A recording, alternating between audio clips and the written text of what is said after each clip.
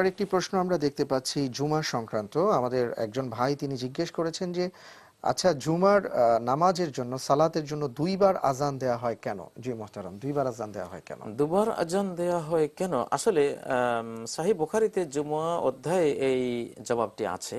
আচ্ছা সেটা হলো একটা আজানই ছিল জুমার জন্য, যেটা ইমাম যখন মিম্বরে বসেন খুতবার সময়ে ওই আজানটাই আসলে মূল জুমার আজান। আচ্ছা মূল আচ্ছা আজানটা এটাই।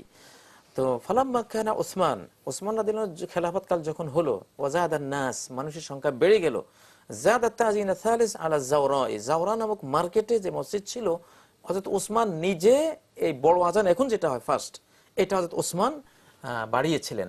আচ্ছা মানুষ বেশি হয়েছে, জুমার টাইমে যে আজানটা হয় খুতবার টাইমে, এটা দিলে বহু মানুষের খুতবা ধরতে পারেন না, মানে নামাজও মিস হয়ে যেতে পারে। জি মিস হয়। এই জন্য তিনি প্রথম আজানটা বাড়িয়েছেন। তো যেহেতু হাদিসে এসেছে ওয়াসুন্নাতিল খুলাফায়ে রাশিদিন আলাইকুম বিসুন্নতি ওয়াসুন্নাতিল খুলাফায়ে রাশিদিন আল মাহদিয়িন, আমার সুন্নাহ আর খুলাফায়ে রাশিদিনের সুন্নাহকে তোমরা আঁকড়ে ধরো।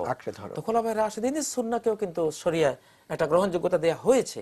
এই জন্য তখন থেকে এটা চালু আছে। আচ্ছা, এখানে আরেকটু বলাটা প্রয়োজন, যেমন ওসমান ইবনে আফফান রাদিয়াল্লাহু তাআলা আনহু অথবা তার আগে ওমর ইবনে খাত্তাব রাদিয়াল্লাহু তাআলা আনহু, তারা যে কিছু আমল চালু করেছেন অথবা কিছু ফতোয়ার ক্ষেত্রে তারা কিছু জিনিস নিয়ে এসেছেন, এটা তো রাসূল সাল্লাল্লাহু আলাইহি সাল্লামের সার্টিফাই করার কারণে এটা গ্রহণযোগ্য। জি। যদি কেউ বলেন যে না, তারা এটা যেটা নতুন করেছেন এটা বিদআহ, তাহলে এটা ভয়ঙ্কর একটা অপবাদ।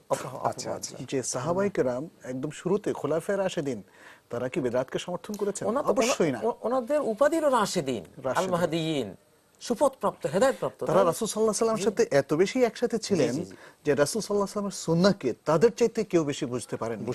অতএব তারা যা কিছু করেছেন সেটা অবশ্যই সুন্নাহর মুআফিক, সুন্নাহর সাথে সংগতিপূর্ণ, এতে কোনো সন্দেহ নেই। জাযাকাল্লাহু খাইর।